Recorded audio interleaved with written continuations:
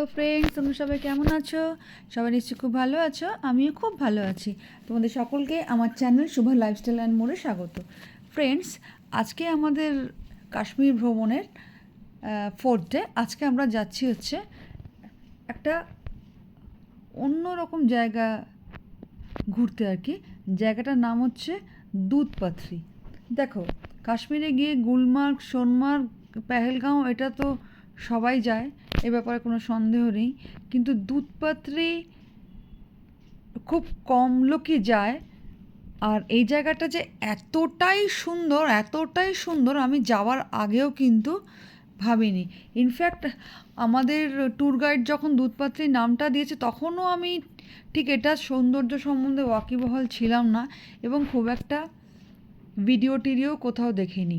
তো ঠিক আছে, আজকে আমরা যাচ্ছি হচ্ছে দুধপাথরি। ফ্রেন্ডস, তোমরা কিন্তু ভিডিওটা একটুও স্কিপ করো না, প্রথম থেকে শেষ অবধি দেখতে থাকো, তাহলেই বুঝতে পারবে যে কাশ্মীরে দুধপাথরি গুলমার্গ, সোনমার্গ, পেহেলগামের সঙ্গে আরেকটা দুর্দান্ত ডেস্টিনেশন হতে চলেছে বা অলরেডি হয়ে গেছে। তো লেটস রিচ টু দুধপাথরি। দেখো, এটা শ্রীনগর থেকে মোটামুটি 45 কিলোমিটার ডিস্টেন্সে অবস্থিত। আর এখানে যেতে 2 ঘন্টা বা 2 ঘন্টার থেকে বেশি সময়ও লাগতে পারে। ওয়েদার এবং রাস্তার ট্রাফিকের ওপর ডিপেন্ড করবে। ভিডিওটা ভালো লাগলে কিন্তু অবশ্যই লাইক করো, কমেন্ট করো। এই নতুন ডেস্টিনেশনটা তোমার ফ্রেন্ডসদের মধ্যে শেয়ার করে দিও। 2 ঘন্টা 15 মিনিট বাদে আমরা দুধপাথরিতে পৌঁছে গেলাম। গুলমার্গ, সোনমার্গ বা পেহেলগাঁওতে যেমন লক্ষ লক্ষ লোক থাকে, এখানে কিন্তু লোক অনেক কম। সত্যি কথা বলতে কি, বহু মানুষ আছে যারা কাশ্মীর বেড়াতে গেছে কিন্তু দুধপাথরি যায়নি, কারণ এই নতুন জায়গাটার কথা অনেকেই জানে না।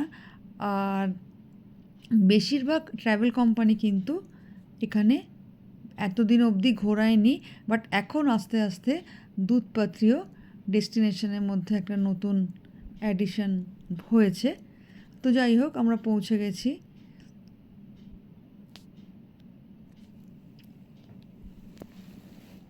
আমরা পনিতে করে যাচ্ছি। দেখো, পনিওয়ালারা কিন্তু তোমাকে 7,000 8,000 দিয়েও শুরু করতে পারে, কিন্তু তোমাকে খুব কড়া হ্যাগলিং এখানে করতে হবে। তো আমরা মোটামুটি 2,500-এ দুজনের দুটো ঘোড়া ঠিক করলাম। দেখো, এটা হচ্ছে রাস্তা। এবার আমরা শর্টকাটের জন্য রাস্তা থেকে নেমে মাঠের মধ্যে দিয়ে যাওয়া শুরু করলাম। প্রপার শীতকালে মানে জানুয়ারি ফেব্রুয়ারিতে এই পুরো জায়গাটাই বরফে একদম ভর্তি থাকে। তো এখন আর বরফ নেই। দেখো, আমরা রওনা দিয়েছি। প্রচণ্ড রোদ্দুর, ঠান্ডা আছে, ভালোই ঠান্ডা। এখন মোটামুটি 7-8 ডিগ্রি টেম্পারেচার, বাট প্রচণ্ড রোদ্দুর। তো যে কারণে তোমরা এই ব্যাপারে একটু সাবধান থাকবে, কারণ রোদে কিন্তু স্কিন পুড়ে যাওয়ার খুব চান্স। আর এইসব জায়গায় যেহেতু পলিউশন খুব কম, কাজেই স্কিন জ্বলে যাওয়ার খুবই সম্ভাবনা। ইউভি রে এখানে খুব বেশি প্রবল। দেখো, যেতে যেতে আমাদের যে ঘোড়াওয়ালা, সে দেখালো এই যে জংলা ডালপালাগুলো, এগুলো মানে বসন্তকালে আরও কিছুদিন বাদে পুরো রং বেরঙের ফুলে ছেয়ে যাবে। মানে যারা গরমকালে আসবে আর কি, তারা পুরো এখানটা ফুলে ফুলে ভর্তি দেখতে পাবে। আমরা গিয়েছি হচ্ছে এপ্রিল মাসের ফার্স্ট উইকে, কাজেই অল্প অল্প কিছু কিছু ফুল দেখা যাচ্ছে। আর এখানে কিন্তু যখন তখন বর্ষা হয়, কাজেই এই মাটিও কাদা কাদা হয়ে যায়। যখন যাচ্ছিলাম তখন একটু বিরক্তিকরই লাগছিল, ভাবছিলাম যে কোথায় যাচ্ছি, এতক্ষণ ধরে চলেই চলেছি, কী করতে এখানে এলাম। বাট যাওয়ার পরে ডেস্টিনেশনে পৌঁছবার পরে আমি টোটালি স্টান্ড হয়ে গেছি যে এত সুন্দর একটা জায়গায় আমি যদি না আসতাম তাহলে কি প্রচণ্ড ভুল করতাম। তোমরা কিন্তু অবশ্যই চোখে সানগ্লাস, সারা মুখে স্ট্রং সানস্ক্রিন, আর মানে বডি যে যে জায়গা ওপেন থাকবে সেখানে কিন্তু ভালো করে সানস্ক্রিন লাগিয়ে নেবে, না হলে কিন্তু ওই এক কথা জ্বলে যাওয়ার চান্স থাকবে। প্রচণ্ড রোদ্দুরের তাপ। আমি তো এটার সঙ্গে ছাতাও নিয়েছিলাম, যেহেতু আমার রোদে একটু বেশি প্রবলেম হয়, স্কিন ট্যান হয়ে যাওয়ার চান্স খুব বেশি থাকে। দেখো এরা হচ্ছে ওখান থেকে ঘুরে চলে আসছে। তো আমি জিজ্ঞাসা করলাম যে কেমন দেখলেন, তো প্রত্যেকেই বলল যে এখন কিছু বলবো না, ওখানে যান তাহলেই বুঝতে পারবেন যে কি অসাধারণ একটা জায়গায় চলে এসছেন।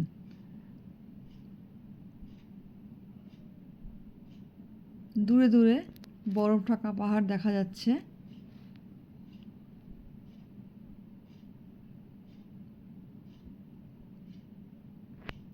বেশিরভাগ পনিগুলোই রাস্তাটা দিয়ে যাচ্ছিল, পিচের রাস্তাটা দিয়ে, আবার কিছু পনি আমাদের মতো এই মাঠের রাস্তা দিয়ে যাচ্ছে।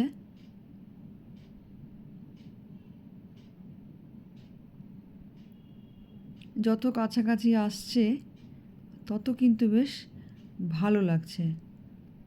দূরে তোমরা দেখতে পেলে চিনার, ফার, পাইন এসবের গাছ। দেখে নাও। হঠাৎ করে মাঠের মধ্যে দূরে একটা বাড়ি দেখা গেল।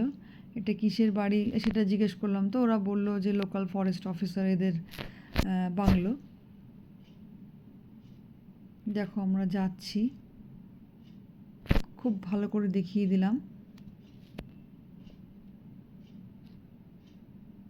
তোমরা কিন্তু ধৈর্য ধরে ডেস্টিনেশনে অপেক্ষা করো, কেননা ভালো তো লাগতেই হবে। দেখো আমরা চলে এসেছি।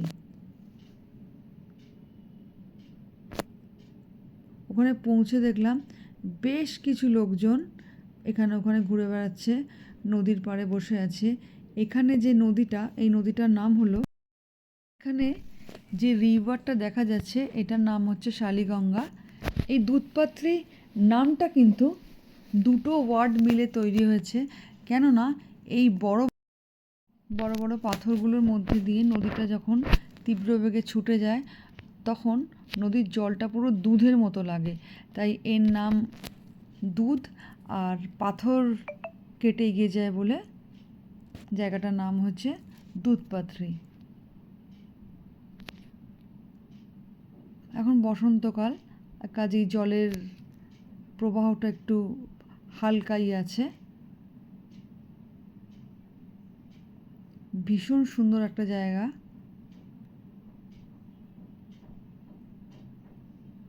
অসাধারণ পরিবেশ, সেটা তোমরা দেখেই বুঝতে পারছো। নদীটার ওপারে কিছু কিছু বরফ এখনও আছে, তো জায়গাটা একটু রিস্কি লাগলো, যদিও অনেকেই ওখানে গিয়ে ফটো টটো তুলছে, ফটো সেশন করছে। তো আমার শরীরটা এমনিতেই একটু খারাপ ছিল, তাই জন্যে আর নদীটা পেরিয়ে, মানে একটা হালকা একটা ছোট্ট একটা কালভার্ট মতো আছে, ওটা পেরিয়ে ওই বরফের স্তূপটার ওখানে সবাই যাচ্ছে। যেখানে যেখানে সাদা তোমরা দেখতে পাচ্ছ ওইখানটায় বরফ স্তূপ হয়ে জমে আছে। তো আমরা গেলাম না, আমরা এদিকেই রইলাম। আমার খুব মাথাও যন্ত্রণা করছিল, তাই জন্য যেতে ইচ্ছা করছিল না। দেখো পুরোপুরি দুধের মতো লাগছে না নদীর ফ্লোটা? এখানে কিন্তু যখন তখন বর্ষা চলে আসে, দেখতেই পাচ্ছ আকাশটা কালো মেঘে ছেয়ে আছে। আমরা এবার বাড়ির পথে ফিরছি, এক পশলা বোধহয় বৃষ্টিও হয়ে গেছে, তাই জায়গায় জায়গায় একটু একটু করে জল জমে আছে। এটা হচ্ছে লোকাল যে মেষ পালক তাদের বাড়ি। এখান থেকে চলে যাওয়ার আগে নদীটা আরেকবার দেখিয়ে দিলাম। আগেরবার যেমন মাঠের মধ্যে দিয়ে গিয়েছিলাম, এবার আমরা রাস্তা দিয়ে ফিরছি। কী যে অসাধারণ লাগছিল কি বলবো, কারণ এখন বেলা 3:30 বাজে, রোদের তাপটা অনেকটা কমে গেছে, ভীষণ সুন্দর লাগছে, ঠান্ডাটাও একটু বেড়েছে।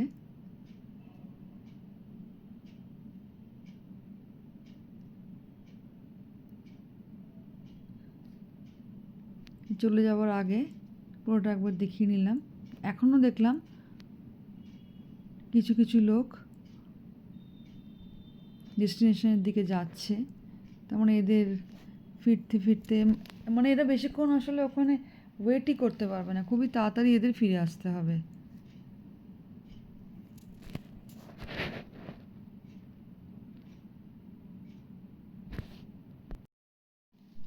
আমরা দুধপাত্রি থেকে বেরিয়ে গেলাম, আমরা এখন শ্রীনগরের দিকে ফিরছি।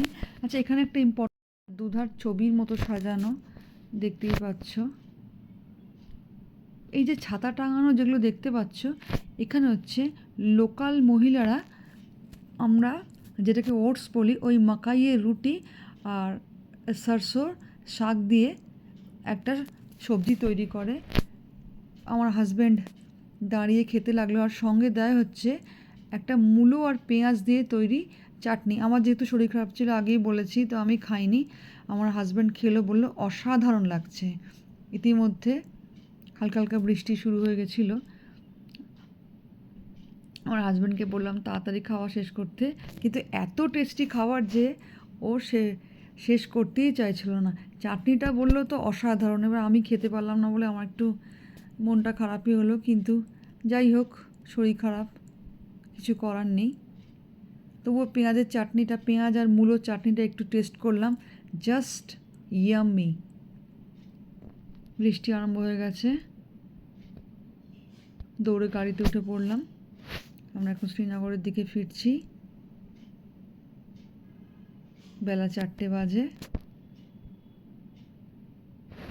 তো ফ্রেন্ডস, তো ভিডিওটা এখানেই শেষ করছি, কেননা আমাদের দুধপাত্রি ঘোরা এখানেই শেষ। তোমরা কিন্তু যারা কাশ্মীর যাবে তারা কিন্তু দুধপাত্রিটা কোনো মতেই মিস করো না। ভিডিও এখানে শেষ, তোমরা কিন্তু আমার চ্যানেলটাকে সাবস্ক্রাইব করতে ভুলো না।